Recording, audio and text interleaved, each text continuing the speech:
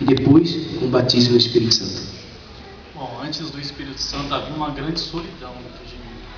Eu me lembro de várias noites que a gente passava chorando, não sabia ao certo o porquê, porque a gente vivia uma vida legal, tinha alguns sonhos. Eu vi um tempo na igreja, me afastei, nessa época eu estava afastado, eu tinha alguns sonhos. Um deles era fazer faculdade, eu não tinha condição, e eu mesmo longe de Deus, longe da igreja, eu consegui. O outro era comprar um carro, que é um sonho de todo jovem, também consegui. Eu achava que depois que eu conseguisse essas coisas, aquela sensação de vazio ia sumir, mas não sumiu, continuou. E só muito tempo depois, eu passei 4 anos afastado, só depois desses 4 anos é que eu fui me tocar que o que faltava mesmo era a presença de Deus, que eu sentia aqui. Ainda não tinha o Espírito Santo, mas eu sentia a presença de Deus aqui.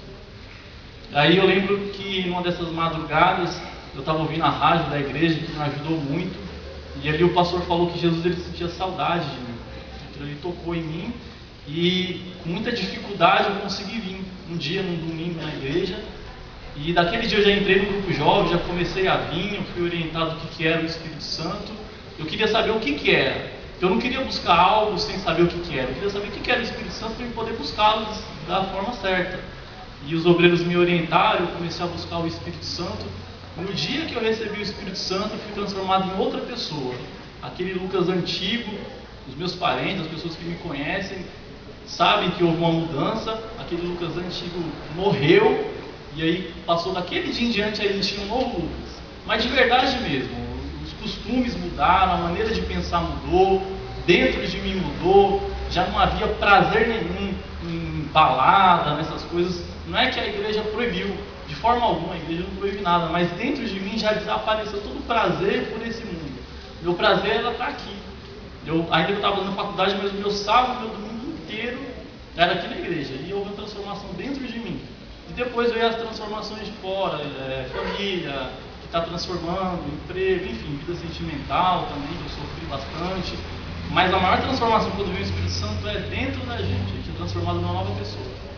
Você tinha acabado de falar agora há pouco, que eu reparei, que você tinha até as coisas, conquistado coisas, né, que você desejou, mas ainda assim continuava aquele vazio.